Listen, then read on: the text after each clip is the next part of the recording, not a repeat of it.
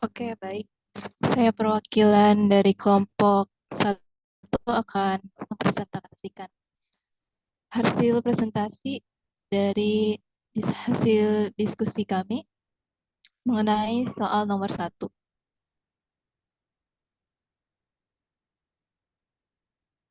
Sebelumnya, izinkan saya memperkenalkan anggota-anggota dari kelompok 1, itu ada 8 orang, yaitu yang pertama ada Keisha Putri Zalika Umar dengan akhiran NIM 18.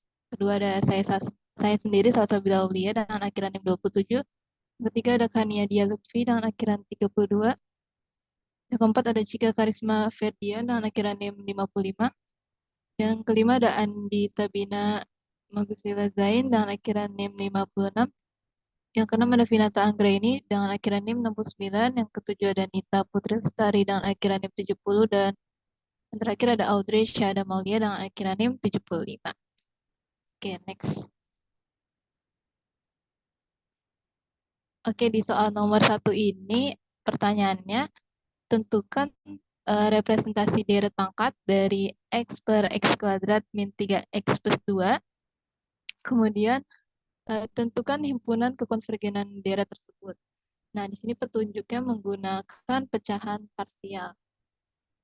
Oke, bisa dilanjut untuk penyelesaiannya. Nah, di sini kami melakukan penyelesaiannya. Yang pertama kan itu petunjuknya eh, menggunakan metode pecahan parsial ya.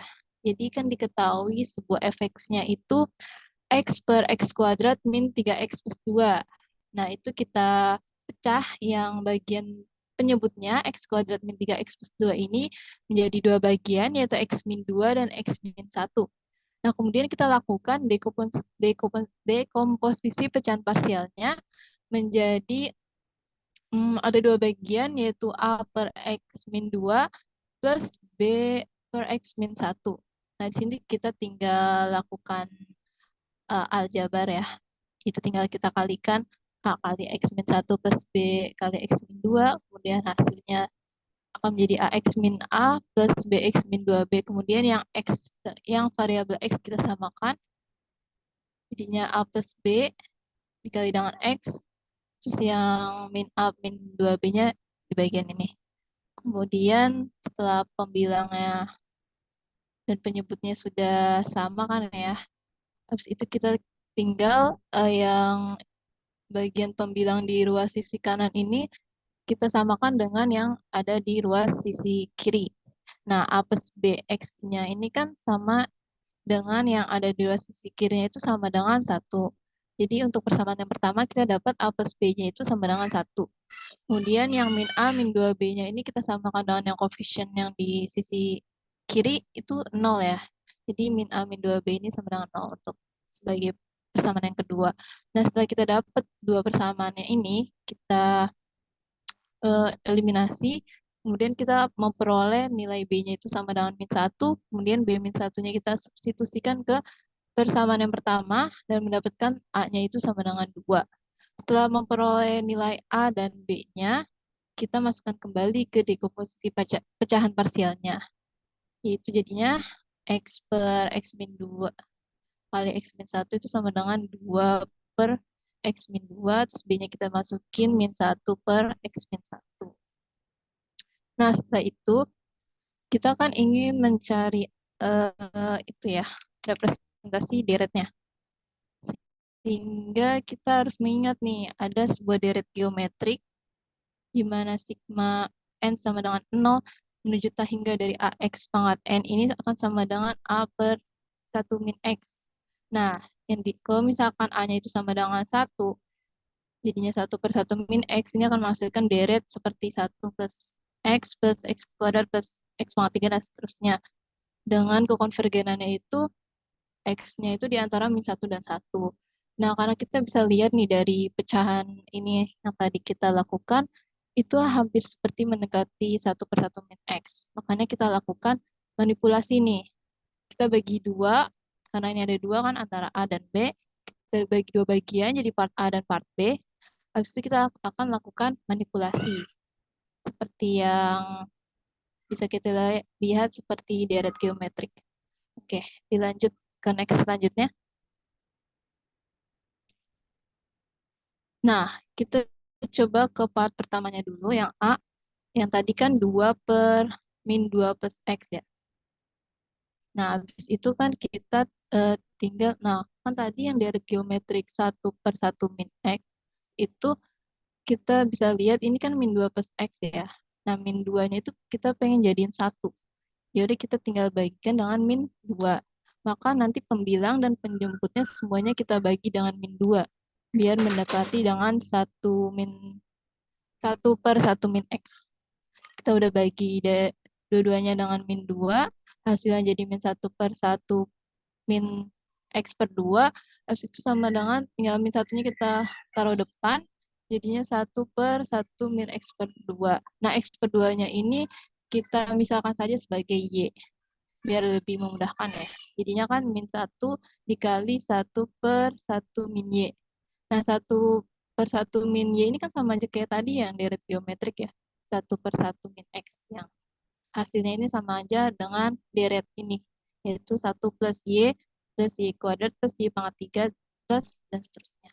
Dimana konvergenannya itu di antara min 1 dan 1 ya. Habis itu setelah kita udah mau membuat seperti ini, ekspresi seperti ini, kita bisa membuat ekspresi representasi deretnya nih. Terus itu kan kita 2 per min 2 plus X ini akan sama dengan sigma N sama dengan 0 menuju K hingga dari tadi kan rumusnya itu A dikali X pangkat N ya. Nah, X pangkat N ini kita kan tadi menggunakan Y. Jadinya Y pangkat N. Nah, Y-nya ini ya udah tinggal X per 2, jadinya X per 2 pangkat N. Nah, min 1 ini dari mana? Dari sini yang tadi. Min 1 ini sebagai A. Ingat tadi yang rumusnya A pangkat X pangkat N ya. Kalau di sini jadinya A pangkat Y pangkat N. Terus tinggal dimasukin aja A-nya min 1, Y-nya tadi X per 2, terus pangkatin N. Terus tinggal diituin aja, jadinya min 1 dikali X pangkat N per 2 pangkat N. Jadi representasi deret yang bagian A-nya itu, yang 2 per min 2 plus X itu hasilnya ini. Dengan kekonvergenannya, kalau ingin mencarinya, bisa dicari seperti ini. Dengan tadi kan konvergenan di antara min 1 dan 1 ya. Y-nya kan X per 2. Ya udah tinggal dikalikan dengan 2 masing-masing kanan dan kirinya, hasilnya seperti ini. Ini untuk selang kekonvergenan bagian A-nya aja nih. Tapi nanti kalau misalkan keseluruhannya nanti kita jumlahin dengan part bagian B. Oke, lanjut ke bagian part B. Nah, di part B kita cari lagi.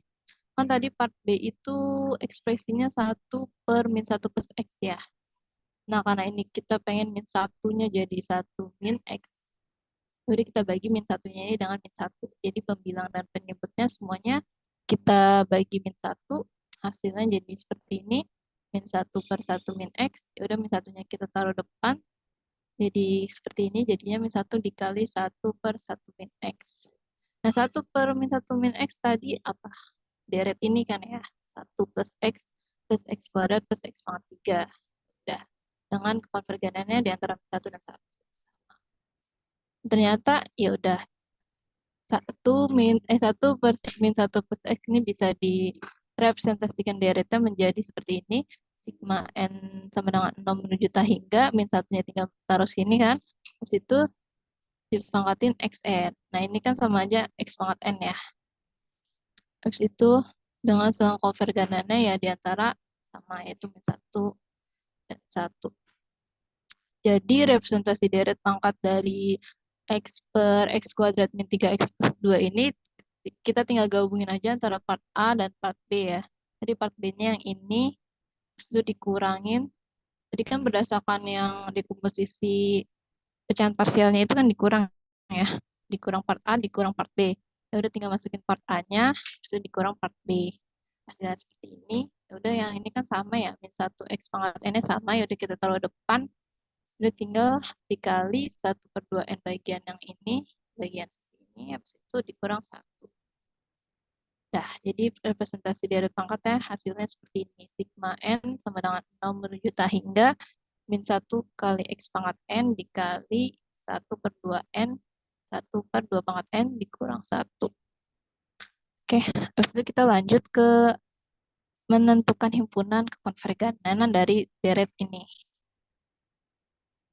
Nah, untuk mencari himpunan kekonvergenan dari deret pangkat yang tadi itu, kita coba menggunakan uji rasio mutlak. Nah, rumus dari uji rasio mutlak itu kan limit n menuju tak hingga dari mutlak UN plus 1 per mutlak UN. UN itu yang tadi ya, yang ekspresi deret yang tadi kita dapat itu sama dengan rasio. Nah, kalau konvergen, kalau rasionya itu kurang dari satu, mohon maaf, rho-nya kurang dari satu itu akan konvergen. Kalau misalkan rho-nya lebih dari satu itu divergen. Tapi kalau rho-nya sama dengan satu, dia nggak bisa, ujinya ini berarti nggak bisa menentukan kepastian ya. Nggak tahu ini bisa konvergen ataupun divergen. Nah, habis itu tinggal kita masukin aja rho sama dengan limit n menuju tak hingga UN plus satunya tadi kan yang ekspresi yang pertama min 1 X pangkat N1 per 2 N min 1 itu N-nya kita ubah jadi N plus 1. Ini yang bagian awal. Itu N-nya kita tinggal ubah aja jadi N plus 1. Terus yang bawahnya tetap sama, tetap N-nya tetap N. Jadi tinggal masukkan aja ekspresi yang tadi seperti ini. Setelah itu kita limitkan. Nah, ini kan min satu coret ya, habis. Habis itu yang ini yang sama nih, ekspresi yang sama, xn plus 1 sama xn. Nah, xn yang bawah kan kalau kita taruh di atas jadi minus ya. Jadi n min n habis, jadinya tinggal x pangkat 1. Jadi tinggal mutlak x. Nah, yang ini, limit yang ini, kita tinggal taruh aja di sini. Bagian bawah yang 1 per 2 n plus 1 kurang 1 per 1 per 2 n min 1. Jadi limit dari mutlak x dengan yang ini, ekspresi 1 per 2 n plus 1 min 1 per 1 per 2 n min 1 ini sama dengan delta x. Kenapa? Karena limit dari delta x itu anggaplah seperti koefisien gitu ya. Jadi kan kita limit dari koefisien ya, koefisien itu sendiri kan. Habis itu limit dari yang 1 per 2 n plus 1 min 1 per 1 per 2 n min 1 itu sama dengan 1. Kenapa? 1. Karena limit n menuju tak hingga dari 1 per 2 n plus 1 ini kan 0. Terus limit dari 1 per 2 n ini juga 0. Berarti nanti min 1 bagi min 1 ya 1. Jadi hasil dari limit yang ini, ekspresi tersebut, hasilnya rho-nya nanti sama dengan delta x doang. Delta x kali 1 ya, mutlak x kali 1 mutlak x. Nah, mutlak x sendiri kalau misalkan rho-nya ini sama dengan 0, itu jika x-nya sama dengan 0, maka ya rho-nya hasilnya sama dengan 0 kan. Tapi kalau misalkan x-nya ini bukan 0, kayak misalkan 2, 3, berarti nanti rho-nya itu pasti tak hingga. Nah, kita lanjut dulu. Deret konvergen secara mutlak itu kan jika rho-nya kurang dari 1 ya, maka ini nanti mutlak x-nya kurang dari 1. Itu sekitar dari x-nya antara min 1 dan 1. Kalau deretnya konvergen itu ketika mutlak x-nya lebih dari 1. Nah, coba kalau kita masukin min 1 dan 1-nya, x-nya sama dengan min 1 dan x-nya sama dengan 1, masukin ke uji yang ini, yang tadi yang limit-limit ini, nah itu nanti rho-nya akan sama dengan 1. Nah, kalau sama dengan 1 berarti kan pengujiannya nggak dapat memberikan kepastian ya. Nggak bakal memastikan ini konvergen ataupun ini divergen. Maka ya udah, jadi hasilnya kita dapat kesimpulannya bahwa himpunan konvergensi dari deret yang tadi, deret pangkat tadi, yaitu sigma n sama dengan 0 menuju tak hingga min 1 x pangkat n dikali 1 per 2 n min 1 itu adalah interval dari x antara ya antara x di antara min 1 dan 1.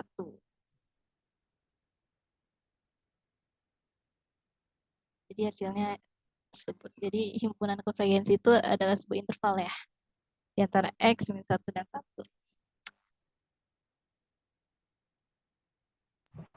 Oke, udah Salsa. Oh iya, udah Pak. Oke, saat ujian nih nemu Salsa. Iya Pak, kenapa? Saat ujian nemu nggak sampai sini jawabannya? Enggak Pak. Kenapa?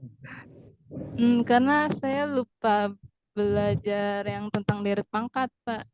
Saya belajarnya sampai uji rasio mutlak doang Pak. Oke. Sebentar. Tadi penulisan min satunya itu pangkat N nggak ya? Masuk nggak tadi? Agak kelewat ya? Nggak ya? Min satunya pangkat kan? Ada pangkatnya kan? Nggak ada, Pak. Itu X-nya yang pangkatnya, yang ada X-nya yang N-nya. pangkat. Lah min satunya sebagai apa? Hanya negatifnya doang. Iya, Pak. Oke. Yang di sini nih, di kelas nih, gimana? Nyampe nggak jawabannya sampai sini? Ada yang sampai sini nggak? Rizky mana Rizky? Bisa nggak?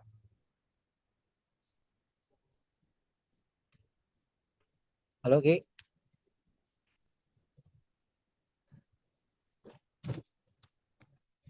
Oke, untuk kelompok ini ya. Ya, eh, Iya, Rizky gimana? Nyampe sini nggak jawabannya Ki? Dapat nggak? kayaknya saya beda deh, Kak. Apa itu jawaban?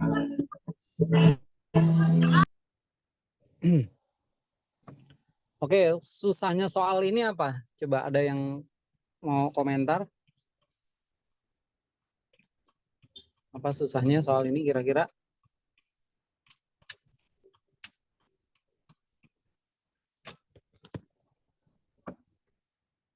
Atau dari kelompok nomor satu inilah paling nggak tadi salah saya yang menjelaskan ya. Atau dari yang lain mungkin ada komentar nggak susahnya soal ini apa? Di bagian mananya? Silakan.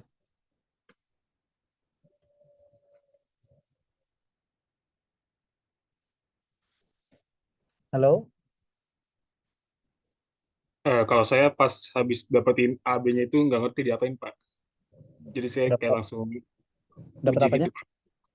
Ini, Pak, apa yang A sama B-nya kan itu kan disuruh pakai pecahan parsial gitu, Pak. Terus kan dapatnya A per X min 2 ditambah B per X Oke. 1. Dan habis itu saya nggak tahu lagi, Pak. Oke, itu rumus rumus prosedur itu di apa di saya nggak ngajarin itu ya atau di mata kuliah kalkulus ya kayaknya ada ya. Kalin ya? Ada di Kalin ya? Ada nggak Iya, harusnya, Pak. di komposisi ya? Oke. Nah, ini kan Ya, Pak. kalkulus ubah banyak ya. Jadi memang materi kalkulus itu terkait satu sama lain ya.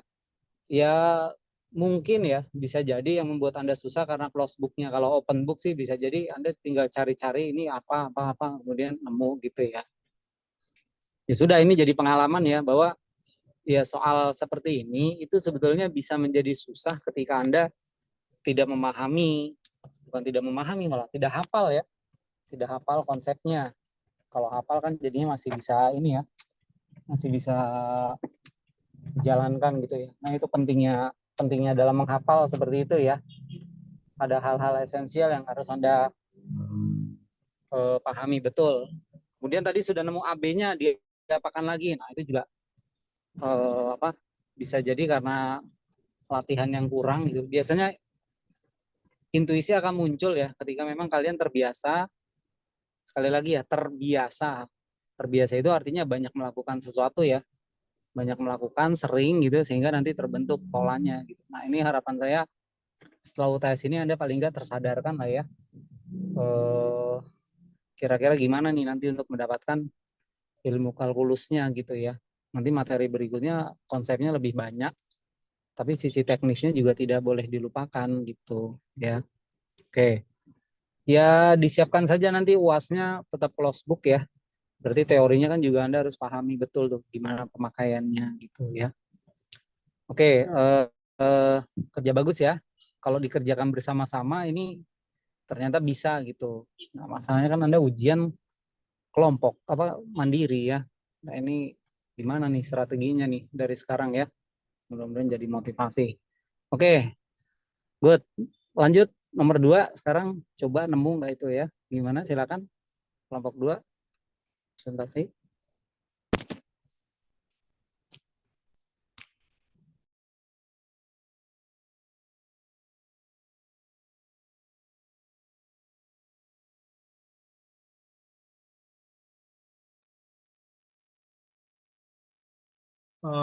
Baik. izin dari kelompok 2 mempresentasikan jawaban UTS nomor 2.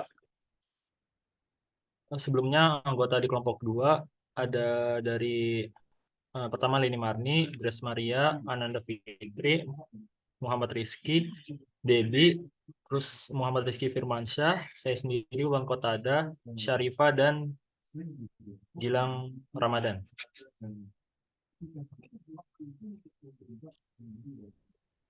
Kalau tampilannya di full screen bisa nggak, guys?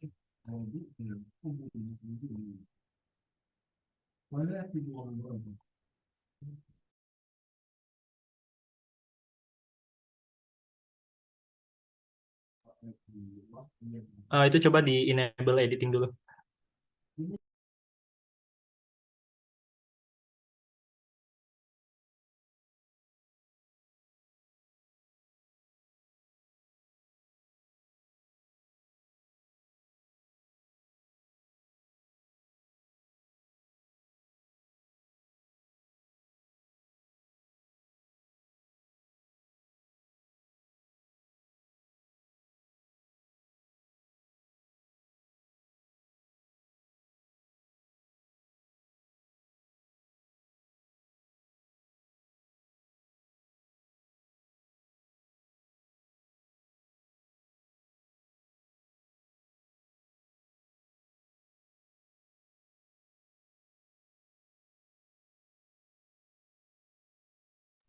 Kenapa teknisnya nggak muncul?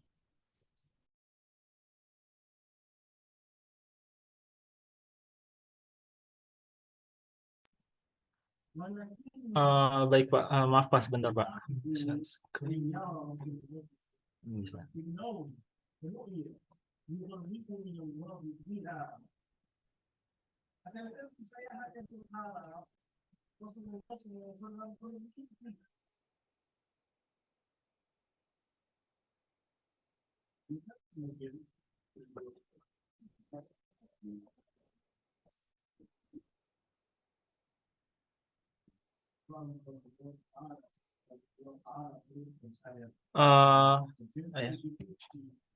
Baik, kami kelompok 2 izin memaparkan jawaban tes nomor 2. Jadi soalnya itu berbunyi tentukan full suku pertama dari deret Maclaurin 1/1 min cos X. Oke. Nah, di sini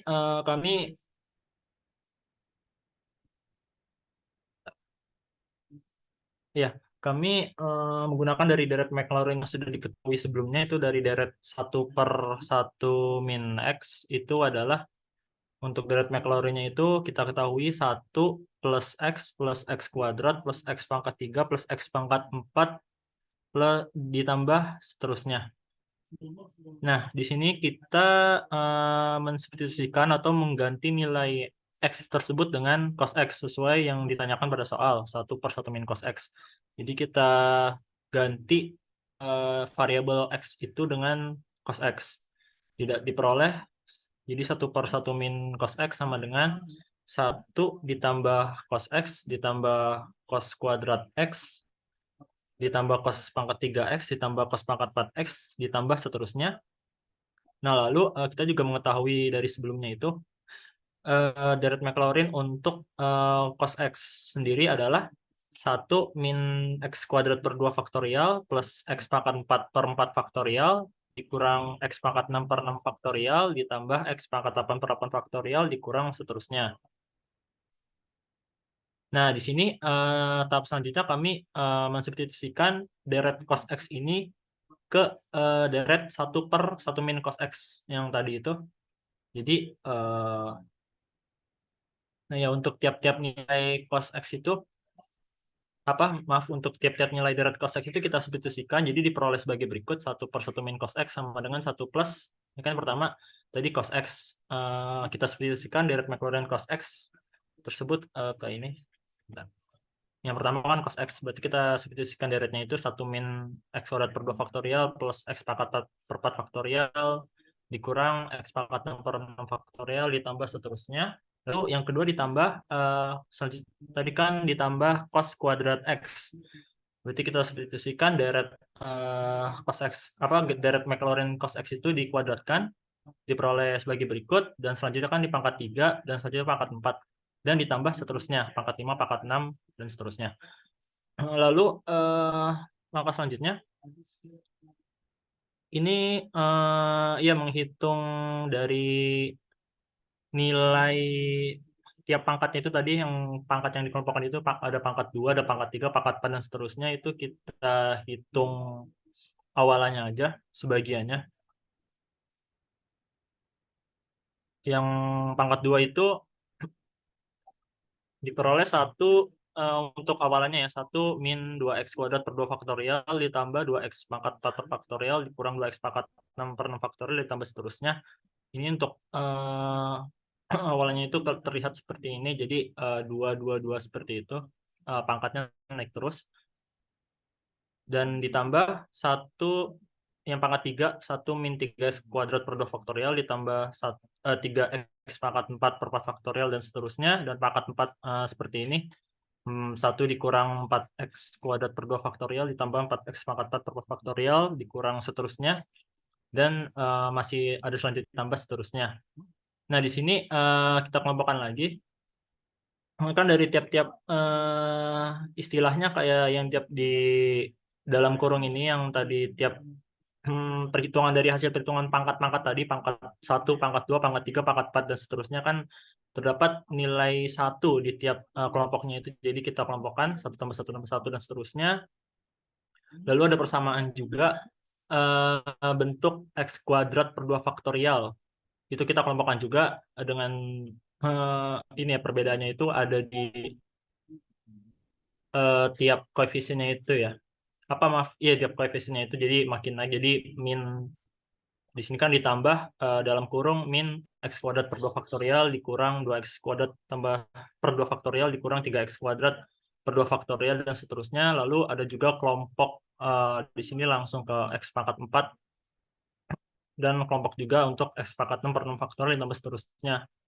Nah, di sini kami buat dalam bentuk notasi sigma sebagai berikut. Jadi sama dengan sigma dari K sama dengan 1 sampai T hingga dari 1 ditambah sigma dari K sama dengan 1 sampai T hingga dari min K dikali X kuadrat per 2 faktorial ditambah sigma dari K sama dengan 1 sampai T hingga dari K dikali X pangkat 4 per 4 faktorial ditambah sigma dari K sama dengan 1 sampai T hingga dari min K dikali X pangkat 6 per 6 faktorial dan tambah seterusnya.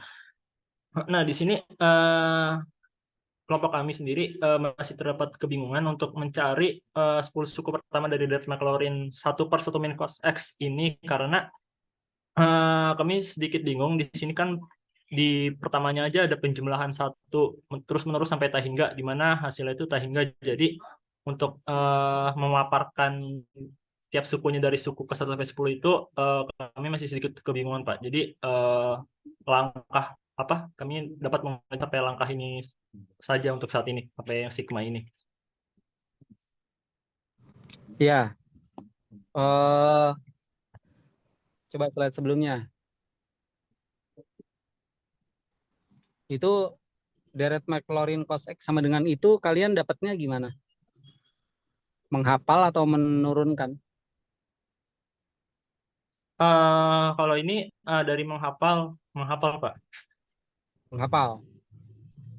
Ya, Iya. iya. Tentunya konsep dasarnya kan menggunakan deret Maclaurin ya. F0 ditambah F aksen 0x ditambah F double aksen 0x kuadrat dan seterusnya ya. Anda tinggal turunkan F-nya sebagai cos X gitu ya. Kemudian bentuk 1 dikurang 1 dibagi 1 kurang cos X itu dikenali sebagai deret geometri, oke.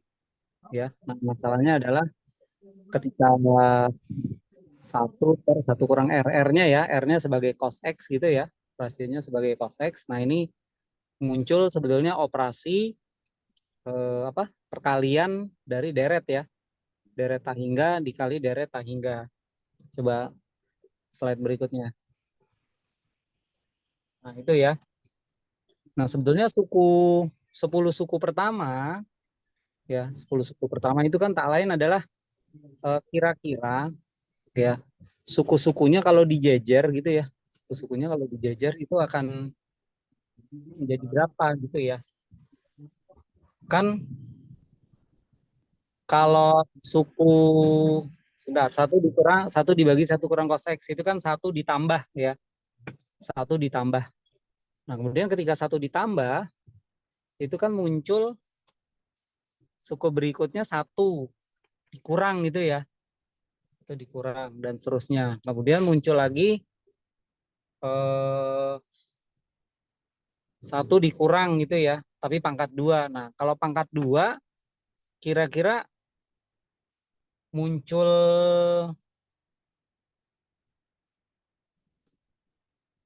satunya sebanyak berapa? Oke, kalian sebutkan sebagai sigma 1 tahingga gitu ya. Sigma 1 tahingga. Sigma 1 sampai tahingga dari tahingga. Oke.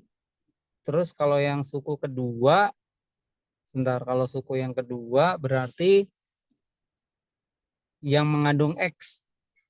Yang mengandung X ada nggak di situ? Syaratnya apa untuk deret ini terdefinisi? Coba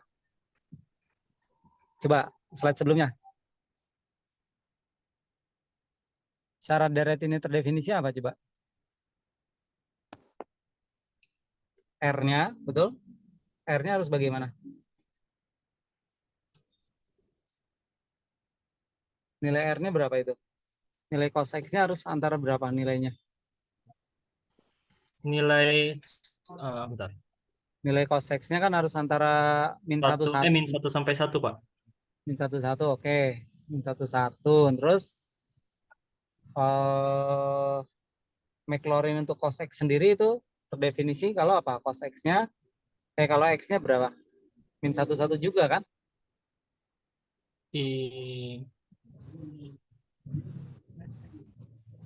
Cos X. Tapi kalau cos X-nya 1 berarti 1/0, Pak. Itu sendiri kan cos X berarti X 0. Bukan, syarat deret geometri itu konvergen kalau apa?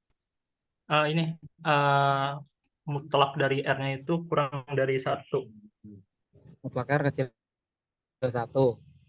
Oke, kemudian kalau mutlak R-nya kecil 1 artinya cos-nya antara min 1 gitu ya. Tetapi nilai cos X-nya yang sama dengan berapa? 0 itu memungkinkan. Ya.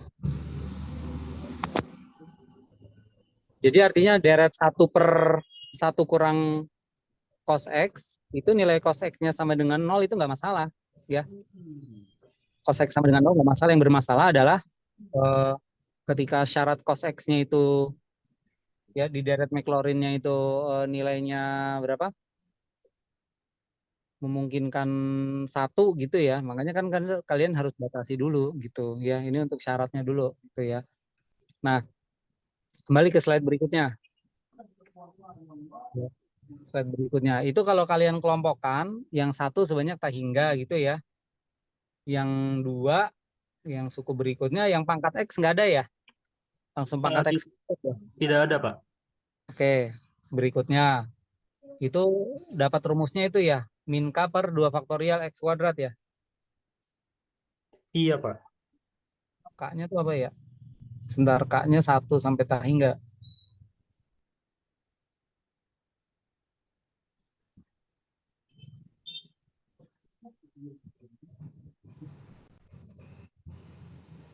Coba ya, yang baris pertama itu ya. Yang baris pertama itu kan yang memuat X kuadrat itu kan hanya dari dalam kurung yang pertama, yaitu min 1/2 faktorial, ya enggak? Ya enggak?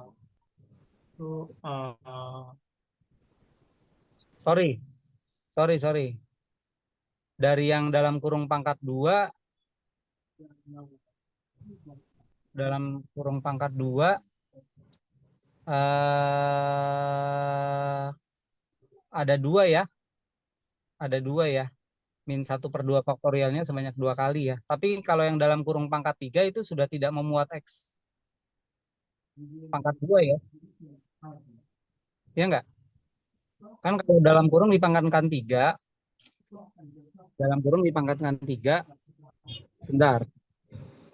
Dalam kurung 1 kali 1 kali min pangkat min 1/2 faktorial X kuadrat. Masih masuk ya? Ada kontribusi yang di dalam kurung pangkat 3 ya? Ada Iya ya Pak, kontribusi? masih ada Pak. Dia ada kontribusinya ya. Oke, sekarang kalau yang pangkat 4 masih ada nggak kontribusinya di situ terhadap X kuadrat? Pangkat 4 loh. Itu terjadi ketika yang lainnya, yang kuadrat ya, yang lainnya 1, hanya 1 yang kuadrat gitu ya. Jadi kalian definisinya min K/2 faktorial ya. Oke. 2 faktorial. Oke. Jadi ternyata suku-sukunya itu berupa deret lagi gitu ya. Nah, soal ini itu saya ambil modifikasi dari bab berapa lupa saya, yang pokoknya fx-nya tapi 1/1 kurang sin. Ya, 1/1 kurang. Subbab 9.8 kah? Hah? Kenapa Rabli? Subbab 9.8. Saya lupa subbabnya. Cuma soalnya 1/1 kurang sin. Nah, ini ketika diubah menjadi 1/1 kurang cos, ya, hasilnya menjadi seperti ini. Nah, ini sebetulnya generalisasi ya. Yang penting gini, ketika kalian melihat soal di buku ya, 1/1 kurang cos, gitu ya. Ya Anda coba otak-atik gitu ya, nanti lihat hasilnya. Itu soal ganjil genap lupa saya. Nah, terus dibandingkan dengan ketika diganti dengan cos itu apa bedanya gitu ya. Ternyata yang cos menjadi malah lebih rumit. It's okay, nggak masalah gitu ya. Yang penting di sini kalian bisa melihat bahwa pola ya. Sebentar, 10 suku pertama ini, kalau 10 suku pertama mendefinisikannya nggak gini ya, bukan dalam sigma ya.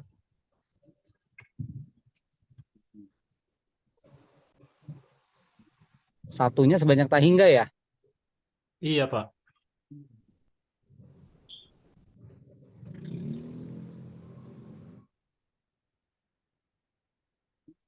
Jadi kalau 10 suku pertama harusnya 1 semua dong. Gitu kan? Itu saya masih kurang paham Pak. Jadi nanti suku pertamanya itu emang tadinya saya sempat berpikir juga kalau dari 1 sampai 10 itu sukunya 1 terus. Cuman masih bingung juga apakah suku selanjutnya harus ada X-nya gitu. Jadi kayak naik gitu sesuai pangkat X-nya juga atau tidak. Mendefinisikan suku pertama itu kan dikaitkan dengan sigma indeks gitu ya. Indeksnya mulai dari 1, 2 dan seterusnya ya. Ketika kalian pakai huruf indeksnya adalah K, berarti ya K mulai dari 1.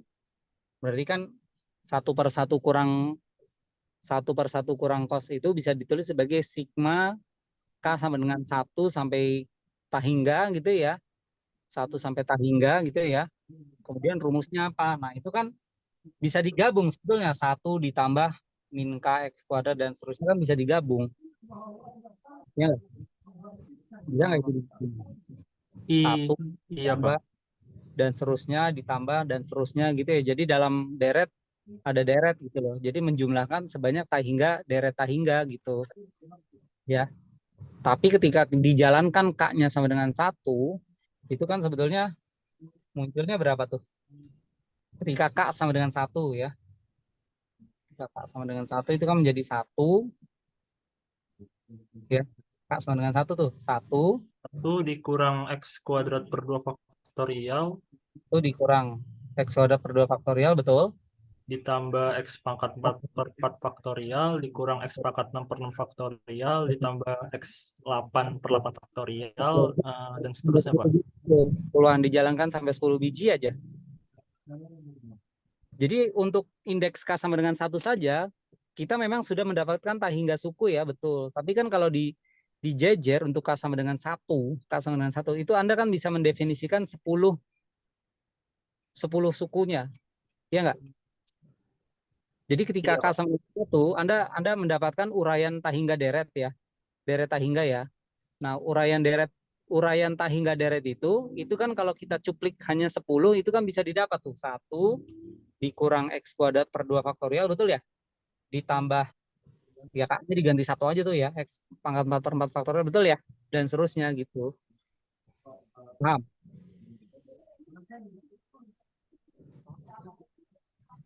Paham nggak? Paham, Pak? Ya udah, berarti jawabannya sama dengan, ya udah Anda tulis saja 10 bijinya apa saja gitu. Jelas? Jelas, Pak. Nah, dia artinya jawabannya tinggal disempurnakan aja gitu. Ya, titik-titik itu memang uraiannya sebanyak tak hingga, tapi kalau kita ambil hanya 10 kan ya bisa ya kita tulis gitu. Oke? Baik, Pak. Baik, untuk yang lain ya, ini kira-kira soalnya susahnya di mana? Sama lah pertanyaannya, mungkin Ulon juga boleh lah untuk jawab, Rizky juga ya. Ini susahnya di mana soal ini? Karena close book kali ya, jadi susah. Gimana coba? Di mana kira-kira susahnya?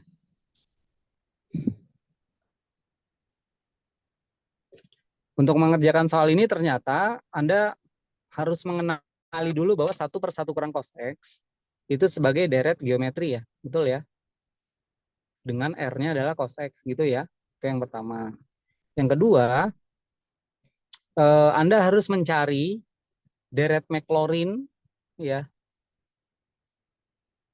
Deret Maclaurin dari cos X. Oke lah, lupa. Kalau lupa kan berarti pakai konsep bagaimana cara mencari deret Maclaurin. Jadi dalam deret Maclaurin, kan yang saya minta uraian deret Maclaurin dari 1/1 kurang cos X ya. Logikanya, nah ini bisa pakai cara berbeda nih Ulwan ya, dan yang lainnya ya. Kan kalau 10 suku pertama, artinya coba balik ke slide sebelumnya.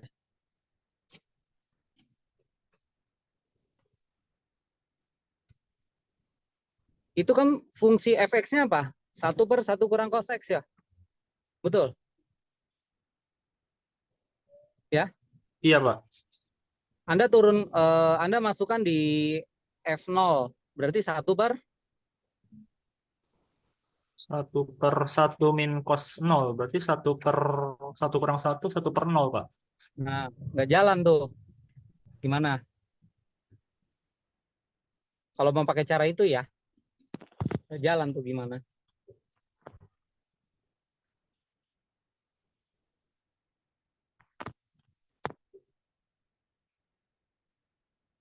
Jadi kan ada masalah ya, di F0 fungsi ini tidak terdefinisi ya. Betul nggak? Iya, Pak. Ya, berarti kan harus dibatasi dulu. Gitu ya. Dibatasi dulu.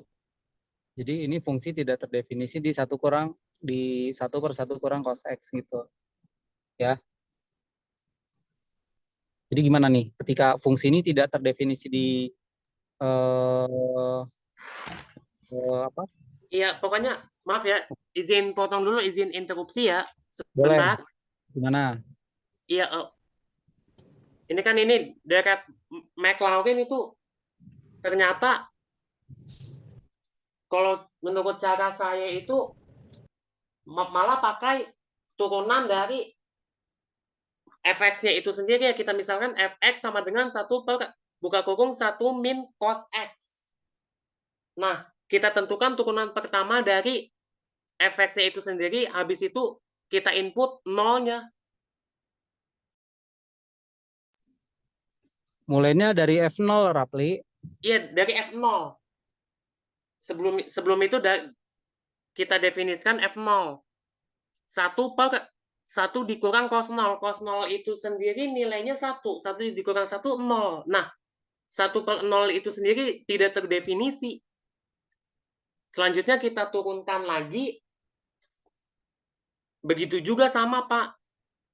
F aksen 0-nya juga tidak terdefinisi semenjak yang V-nya itu sendiri yang bagian bawah malah jadi 1 min cos X tutup kurung kuadrat ya. 1 dikurang 1, 0. 0 pangkat 2 tetap 0. Ya sama saja. Apapun pembilangnya, sekalipun pembilangnya berbeda. Jadi kesimpulannya gimana? Bisa Untuk nggak kesimpulannya itu sendiri ya, untuk 1 buka kurung 1 min cos X itu sendiri malah tidak memiliki deret Maclaurin. Malah. Nah, padahal katanya semua fungsi bisa dituliskan dalam deret Maclaurin ya, gimana tuh? Ini yang harus kita perdebatkan. Ya, oke. Sekarang silakan dari pihak kelas ya. Ini kan tugas kelas ya. Jadi silakan kalian jawabannya bagaimana. Artinya bisa kelihatan ya ketika kelompok ini kan mengerjakan menjalankan dengan pendekatan apa direct geometri langsung dilakukan dan segala macam hasilnya dalam bentuk sigma sigma sigma gitu ya. Tapi ketika kita uraikan dengan konsep direct Maclaurin yang tadi diturunkan itu ternyata di bagian syaratnya saja tidak jalan gitu kan. Nah, jadi jawabannya yang mana gitu ya. Itu silakan. Dan kalian harus punya ini ya, harus punya argumentasi aja ya. Gitu. Apakah soal ini memang tidak punya direct Maclaurin-nya gitu. Ya Rapli ya, nggak kelihatan tuh direct Maclaurin-nya tuh. Padahal teorinya begitu. Apa hal yang kalau misal itu mau disimbolkan ya, apa argumentasi yang bisa digunakan untuk itu? Ya, di buku soalnya memang 1/1 kurang sin x ya. Lihat aja nanti. Fx-nya 1/1 kurang sin x. Tapi ketika saya ganti menjadi 1/1 kurang cos x, menjadi seperti ini. Nah, menurut kelas nih bagaimana ya? Open ya, masih open jawabannya. Saya kasih kesempatan untuk membuat alternatif jawaban ya. Begitu ya Ulwan ya dan yang lainnya ya. Jelas ya. Baik, Pak. Oke, good. Ya, terima kasih kelompok soal 2 ya. Silakan kelompok soal 3 mencari luas segitiga menggunakan konsep vektor ya di bidang. Silakan.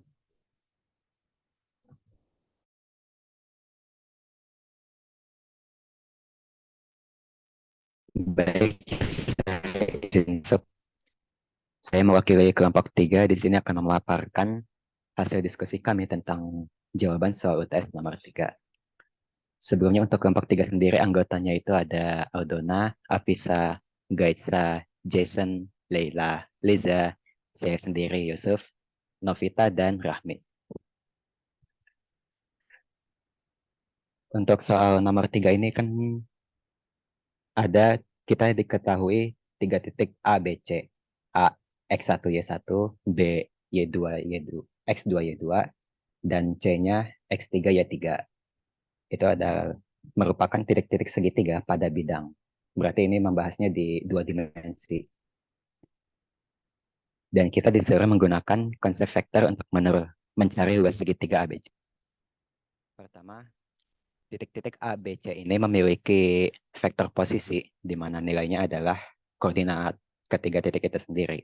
Dan dari vektor posisi itu kita bisa dapat vektor AB, yaitu vektor posisi B dikurang A,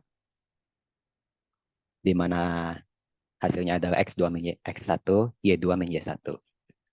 Lalu untuk vektor BC sama dengan vektor posisi C dikurang B, kita dapat X3 min X2, Y3 min Y2. Dan ada vektor AC yang sama dengan vektor posisi C dikurang vektor posisi A, itu kita dapat X3 min X1, Y3 min Y1. Dan untuk luas segitiga itu sendiri kan setengah kali alas kali tinggi. Di sini ada segitiga ABC. Di sebelah kiri ada sin alfa sama dengan CD dibagi AC. Terus kalau AC-nya kita pindah ruas, jadi CD sama dengan AC dikali sin alfa. Jadi luas dari segitiga ABC setengah kali alas kali tinggi, alasnya adalah AB, tingginya adalah CD. Dan CD-nya ini tadi bisa kita ubah jadi AC dikali sin alfa.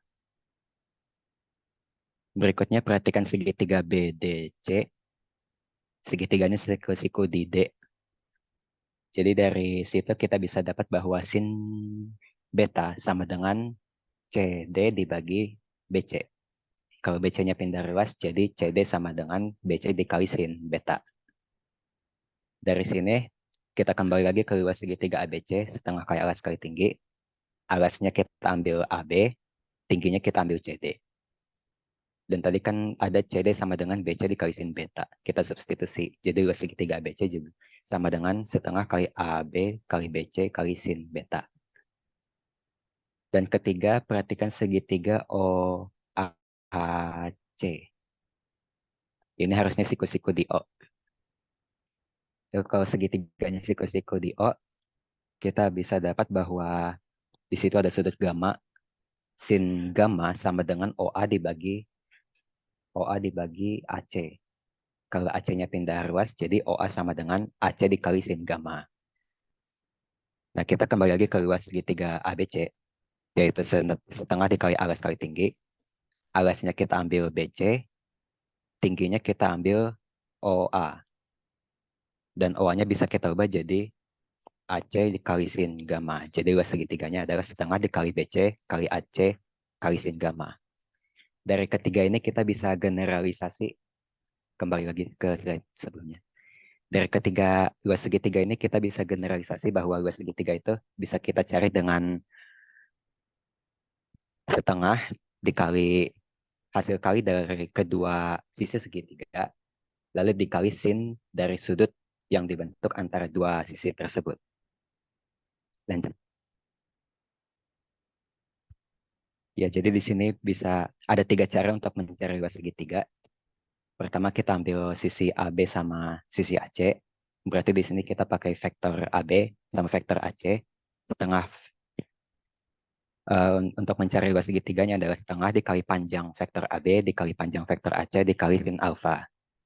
Panjang vektor AB-nya itu adalah akar dari komponen X-nya dikuadratkan tambah komponen Y-nya dikuadratkan. Jadi akar dari X2 min X1 dikuadratkan tambah Y2 min Y1 dikuadratkan.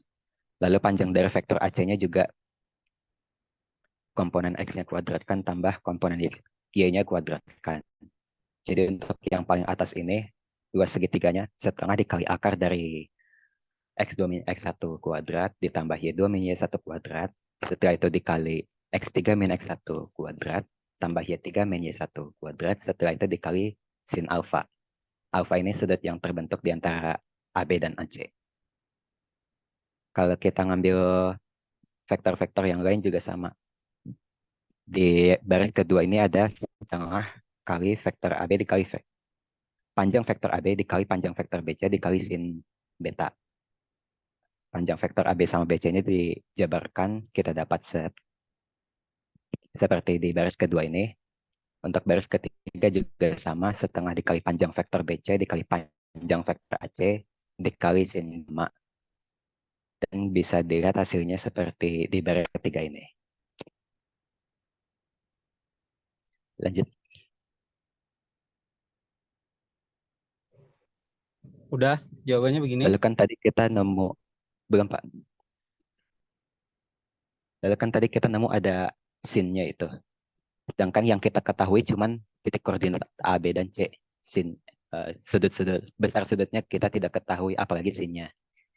Jadi kita bisa kembali ke materi vektor. Di situ ada dot product, di mana cos theta, di mana ada vektor A dan B yang membentuk sudut theta. Lalu kita bisa dapat cos theta sama dengan vektor A dot vektor B dibagi panjang vektor A dikali panjang vektor B. Lalu di trigonometri juga ada identitas trigonometri di mana sin kuadrat theta tambah cos kuadrat theta sama dengan 1. Dari identitas itu kita dapat bahwa sin theta sama dengan akar dari 1 min cos theta dikuadratkan. Cos theta-nya substitusi.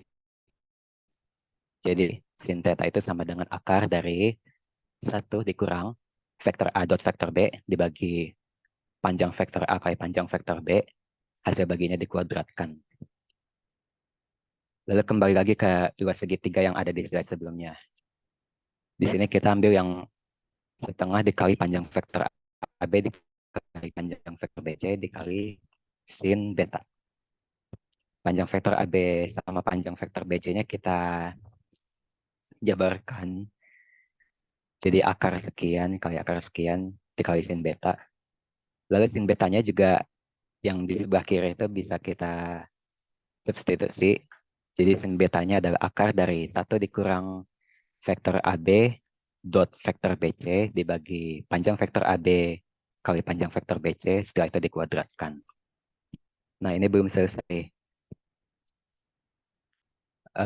Panjang vektor AB dot vektor BC bisa kita jabarkan. Bisa dilihat di kotak ketiga sebelah kanan paling atas. Lalu panjang vektor AB sama panjang vektor BC-nya juga dijabarkan.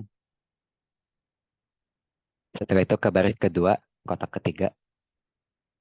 Yang ada di dalam akar paling kanan, itu juga kita jabarkan lagi. Jadi disamakan penyebutnya. Lalu kan di sini ada, kita perhatikan akar yang paling kiri, akar yang tengah, sama akar yang paling kanan. Di bawahnya ada penyebutnya, itu kan sama. Jadi bisa kita sederhanakan. Jadi sisa akar yang paling kanan, tapi pembimbingnya doang. Jadi setengah kali, apa ini? X2 min X1 kuadrat tambah Y2 min Y1 kuadrat. Setelah itu dikali X3 min X2 kuadrat tambah Y3 min Y2 kuadrat. Lalu dikurang oleh ini hasil dot product yang dikuadratkan. Nah, dot produknya ini juga kita jabarkan lagi. Ada di paling bawah, jadi setengah kali akar dari X2 min X1 kuadrat tambah Y2 min Y1 kuadrat. Setelah itu dikali X3 min X2 kuadrat tambah Y3 min Y2 kuadrat dikurang hasil dot produk tadi. X2 min X1 kali X3 min X1 tambah Y2 min Y1 dikali Y3 min Y1. Lalu penjumlahan itu dikuadratkan. Jadi ini cara yang bisa kita gunakan untuk mencari luas segitiga jika kita hanya mengetahui titik-titik koordinatnya. Dan diketahui juga ini cuma berlaku di bidang 2 dimensi. Sekian. Ya, Yusuf ya. Iya, Pak. Saya tanya nih, kelompok ini mengerjakan soal ini gimana caranya? Sehingga bisa didapat hasilnya seperti ini nih. Prosesnya gimana nih?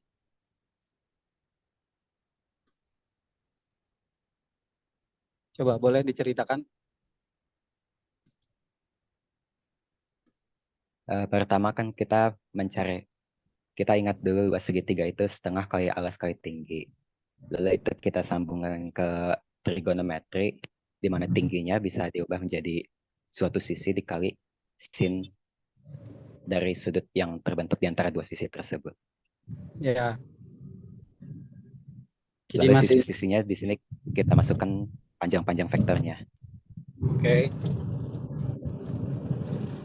Lalu untuk sin dari sudut yang terbentuk itu kan kita nggak tahu berapa, karena yang kita ketahui cuma titik-titik koordinat. Jadi itu juga dijabarkan dari identitas trigonometri.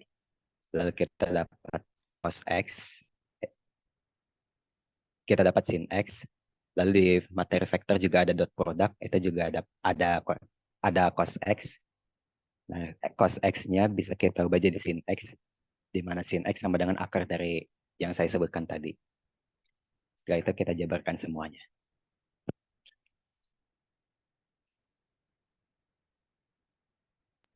Ada kepikiran ini nggak, alternatif lainnya gimana gitu? Jadi intinya kan sebetulnya yang diketahui 3 titik gitu ya, di koordinat Ya, bidang. Terus kalau dari turunan rumus yang tadi ditulis itu nanti ujung-ujungnya ceritanya dapat rumus yang kalau nanti dimasukkan angka-angkanya ya, misalkan X1, Y1, X2, Y2, X3, Y3 gitu, nanti dapatlah luas segitiganya gitu ya. Dan itu bisa kita apa istilahnya coba ya.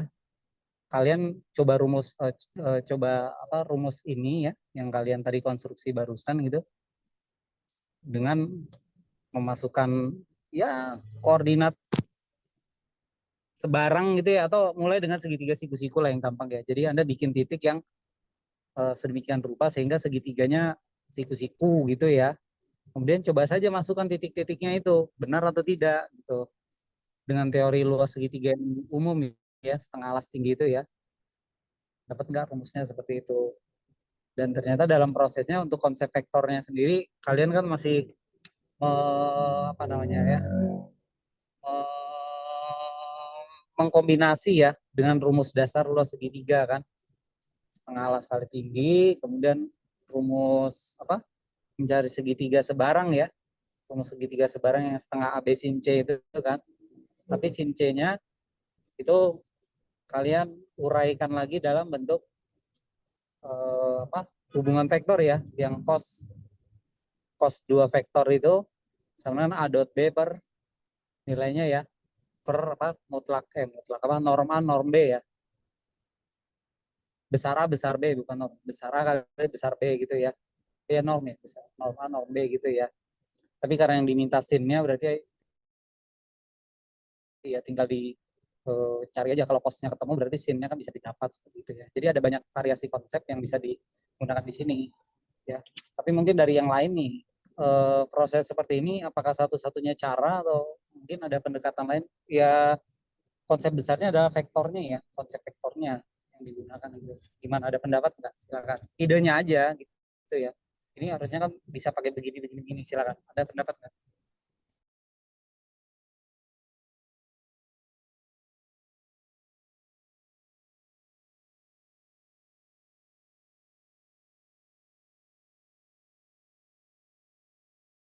Nggak ada, nggak komen. Saya minta ini nanti ya, Yusuf dan teman-temannya ini coba dimasukkan titik-titik ya, titik-titik yang kalau koordinatnya itu membentuk siku-siku, maka dengan rumus standar ya, setengah alas tinggi itu hasilnya sekian gitu ya, ya titik-titiknya yang inilah yang standar aja ya, dengan apa, dibandingkan ya hasil segitiganya itu dengan rumus yang ada di sini gitu ya. Kalau segitiganya segitiga sebarang, itu bagaimana hasilnya tuh ya. Jadi perlu diverifikasi nih, diambil contoh soal aja seperti apa. Bisa ya, coba dilengkapi sedikit ya, tulis tangan aja lah kalau kebanyakan ngetiknya agak repot gitu. Oke. Jadi soal ini itu saya ambil dari buku latihan soal parcel ya. Cuma di latihan parcel itu saya lupa di bagian konsep review, problem set atau apa ya, itu bagian itu soalnya soal-soal agak besar, nomor 40 atau sekian gitu. Jadi bentuk soalnya gini. Dia itu dibandingkan ya, jadi luas segitiga dengan konsep vektor itu dibandingkan dengan konsep determinan gitu loh. Setengah dari determinan apa gitu ya kalau nggak salah. Coba aja nanti dicari soalnya kayak gitu. Nah, idenya sebetulnya dari situ. Jadi mengaitkan konsep vektor ya, konsep vektor kemudian dibandingkan dengan determinan. Jadi bentuk luas segitiga dengan koordinatnya di bidang datar gitu ya, itu ternyata ada hubungannya dengan determinan suatu matriks yang ya Anda pernah bicara tentang determinan matriks itu di aljabar linier gitu ya. Jadi ternyata sisi kalkulus ya, kalkulus vektor dalam hal ini itu masih bisa dikaitkan dengan sisi aljabar matriks gitu ya. Ternyata ada hubungannya. Nah, itu soal yang menarik gitu. Cuma ini saya ubah sedikit. Ya saya tidak mengarahkan ke determinannya, tapi saya berikan semacam open ya, open problem. Anda ketika diberikan clue-nya adalah konsep vektor apa yang digunakan gitu ya. Walaupun memang harus menggunakan bantuan luas segitiga yang kita kenal ya, atau bahkan luas segitiga sebarang yang setengah A B sin C itu ya, ternyata dimasukkan di sini gitu ya.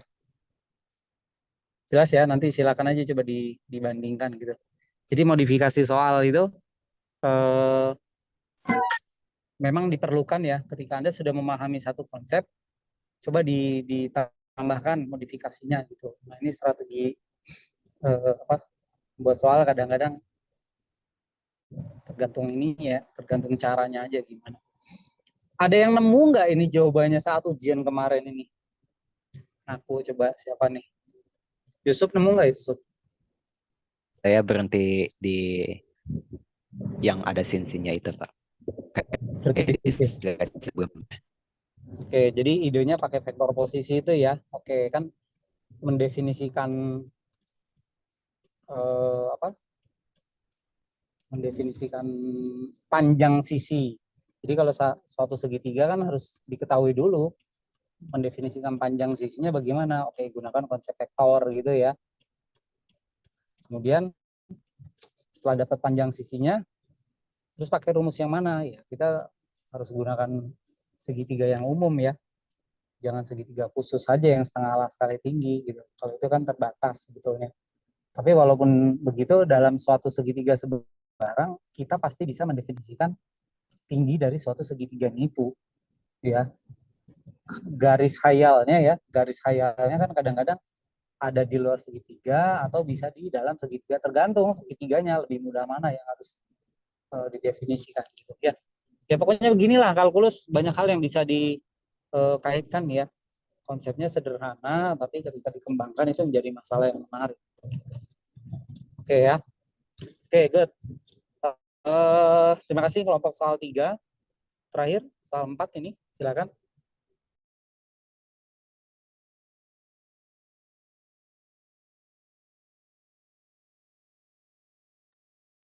Apakah sudah terlihat? Ya, Aman kok. Ya. Oke, saya izin sebelumnya dari kami dari kelompok 4 izin memperkenalkan diri. Ada Amelia, Arik, Aura, Ika, Iksan, Najwa, Fli, dan saya sendiri Steven, dan juga Zidan. Oke, dari soal 4, tentukan persamaan simetrik pada garis yang melalui min 5, 7, dan min 2, dan tegak lurus terhadap vektor 2, 1, min 3, dan 5, 4, min 1. Oke, maka jawabannya karena kedua vektor tegak lurus, maka dilakukan cross product antara 2, 1, dan min 3, 5, 4, dan min 1. Maka kita mendapatkan min 1 plus 12 untuk I, min 2 plus 15 untuk J, dan 8 min 5 untuk K. Maka menjadi 11 min 13 dan plus 3. Oke, maka karena garis melalui min 5, min 7, dan min 2, maka didapat persamaan parametrik, yaitu X sama dengan min 5 plus 11T, Y sama dengan 7 min 13T, dan Z sama dengan min 2 plus 3T. Karena yang diminta adalah persamaan simetrik, maka ubahlah menjadi persamaan simetrik, yaitu X plus 5 min per 11 sama dengan Y min 7 per min 13, dan Z sama dengan Z plus 2 per 3.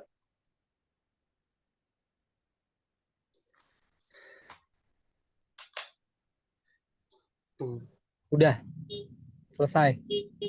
Ya sudah. Gampang nih. Soalnya gampang ya. Ya, Pak. Ini bisa semua dapat kemarin? Yang lain? Ada yang nggak dapat?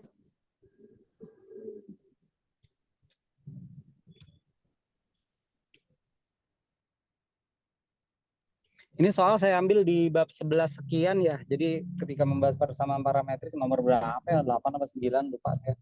Simpel sekali soalnya gitu ya. Ya ini kan materi yang kalian presentasi ya saat itu ya, presentasi, dan kalau melihat dari contoh soalnya kan sebetulnya hanya memasukkan informasi yang diketahui gitu ya, kemudian mencocokkan dan hasilnya seperti itu, selesai gitu. Cuma bisa jadi karena close book gitu ya, akhirnya wah ini rumusnya apa ya gitu ya. Ya paling enggak ada hal-hal yang sebetulnya mudah gitu ya, tapi menjadi susah ketika kita tidak tahu apa yang harus dilakukan gitu, konsepnya apa ya yang harus dipakai gitu, polanya dari mana ya. Nah ini dalam kalkulus itu konsepnya kan sebetulnya bersambung ya, artinya kalau kalian lupa satu konsep itu bisa diturunkan dari konsep yang lain gitu ya. Contohnya yang soal 3 tadi itu kan konsep vektor, ya vektor begitu, cross dan dotnya begitu ya, cross dan dot begitu. ternyata dikaitkan dengan luas daerah segitiga, atau kalau yang cross product kan parallelepipedum ya, volume ya, itu juga bisa dicari tapi pakai konsep vektor ya, kira-kira seperti itu. Nah, untuk yang nomor 3, jawaban konsep vektor itu ya mungkin kalian bisa bandingkan ya caranya dengan yang konsep determinan itu benar-benar konsep vektor gitu ya, menggunakan hubungan vektor ya, benar-benar vektor.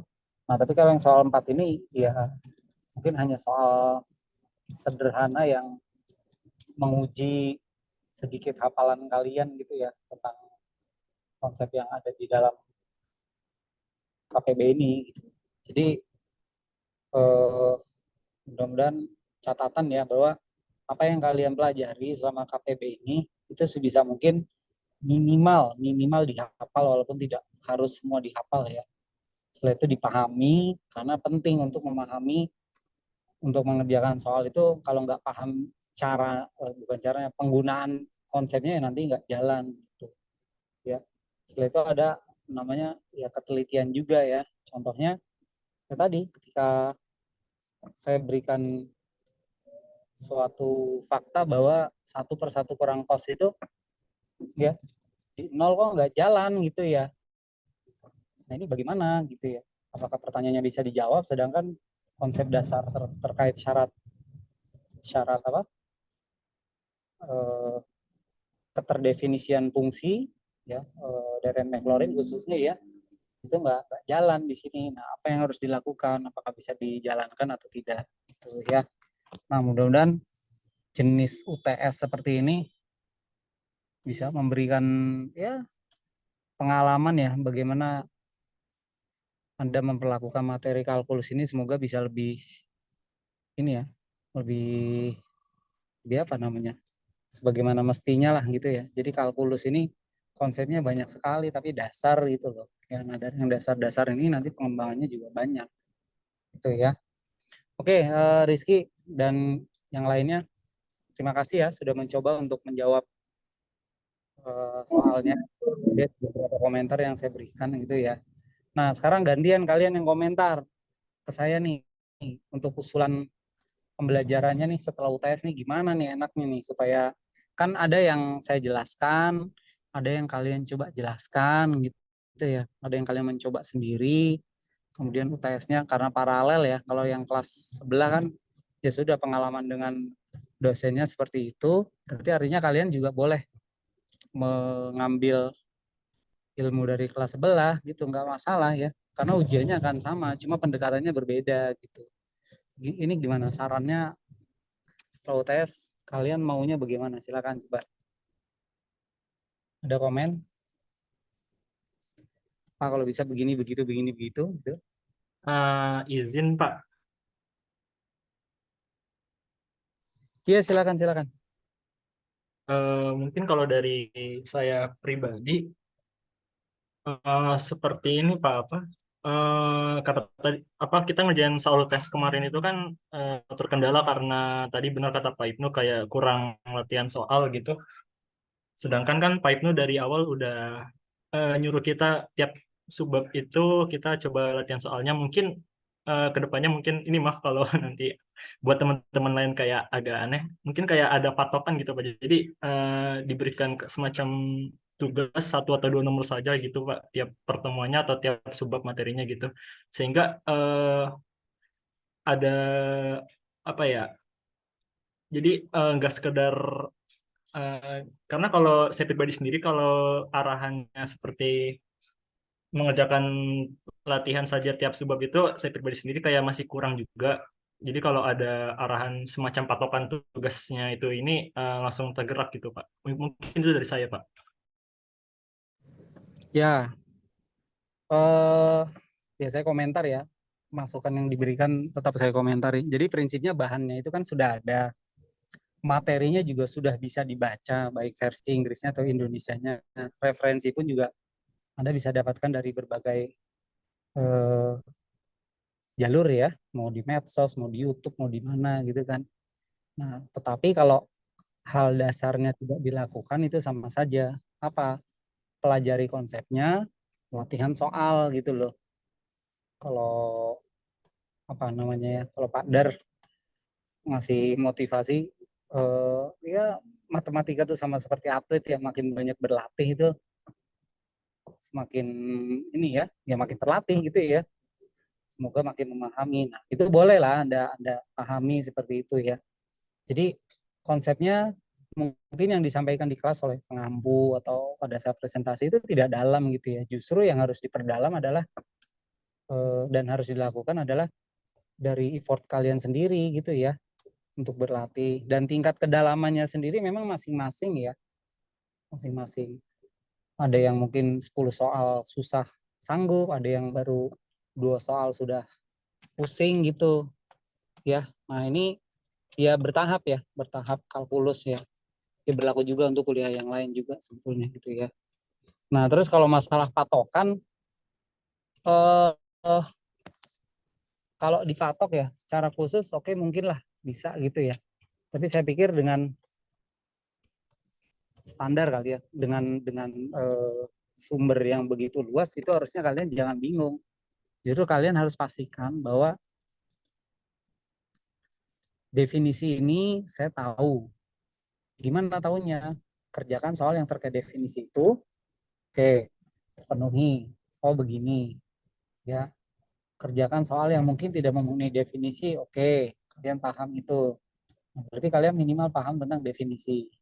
Tapi kalau sudah menyangkut teorema-teorema atau apa yang ini menggunakannya di mana, ada soal ini penggunanya di mana, harus pakai ini, pakai itu, yaitu kembali ke intuisi dan keterampilan ya. Intuisi dan keterampilan artinya ya seperti atlet tadi ya, kata Pak Andar itu bisa didefinisikan seperti itu ya. Dan kalian juga harus paham bahwa konsep SKS ini kalian tidak melulu berharap hanya dari kelas yang cuma sekian menit ya belajarnya gitu. Jadi dosen memberikan arahan secara umum, penjelasan yang mungkin sifatnya mendasar dan ya inti-inti saja ya, bisa jadi ya. Justru kesempatan kalian berdiskusi di luar, belajar mandirinya dulu itu dilakukan dulu gitu. Belum terlambat ya, nggak usah khawatir. Jadi baru setengah jalan. UTS kemarin ya sudahlah, sudah lewat gitu, masih ada setengah jalan lagi yang kalian coba harus lalui dengan materi yang baru tentunya ya. Dan nanti pola presentasi saya akan tetap beri kesempatan kalian ada materi yang cobalah dipresentasikan. Jadi kalian mengalami betul, belajar sendiri, memahami sendiri. Ya nanti dalam presentasi kan saya tanya-tanya ya, supaya konfirmasi bahwa yang kalian lakukan itu pemahamannya kalau ada yang kurang ditambahkan, kalau ada yang melenceng diluruskan gitu. Ya. Jadi semangat belajarnya harus tetap terjaga ya ini ya. Metode apapun yang dilakukan oleh dosennya, kalau kalian konsisten ya belajar bersama gitu ya, mandiri bersama, dibaca bukunya tuh ya, benar-benar coret-coret tuh, e-booknya dicoret-coret gitu ya. Kalau ada buku cetaknya coret-coret juga gitu, supaya nyantol bekasnya gitu ya. Jadi untuk tugas yang belum ya, yang tadi standar tugas, oke nanti coba saya terapkan juga ya. Tugas di sini maksudnya tugas untuk rutin ya, tapi kalau yang tugas model proyek gitu, yang latex ya, yang kemarin ya Rizky ya, saya belum ini ya. Itu gini, itu tujuan panjang. Jadi mahasiswa matematika itu nggak tahu ya penyakitnya di bagian mana nih mulainya nih. Ini keterampilan menulisnya berkurang, tidak terlatih. Nah, ya dosen-dosen kalau diskusi, ini kayaknya harus sering dikasih tugas menulis deh. Nulis, benar-benar nulis. Jadi memahami satu konsep, kemudian tulis ulang. Lihat, tulis gitu, dengan kaidah ilmiah. Jadi harus dibiasakan dari sekarang. Itu tujuannya sebenarnya, memberikan tugas tertulis seperti itu. Ya, modelnya begitu ya. Oke. Baik, mungkin itu aja dulu ya. Nanti kalau ada masukan yang terkait dengan pembelajaran, kalian ketik aja langsung lah di grup, Pak, kalau bisa begini, kalau bisa begitu. Jadi sama-sama tahu gitu. Namanya saran kan bisa disampaikan kapanpun ya, apapun kapanpun, tapi untuk apa namanya, pelaksananya nanti kita sesuaikan seperti apa gitu ya. Oke, Rizky dan yang lain ya. Makasih banyak ya sudah berusaha. Mudah-mudahan bisa jadi pembelajaran yang menarik ya, Pak. Ya. Oke ya, kita sudahi. Terima kasih. Assalamualaikum warahmatullahi wabarakatuh. Waalaikumsalam warahmatullahi Waalaikumsalam wabarakatuh. warahmatullahi wabarakatuh. Terima kasih, Pak. Makasih Pak. Sama.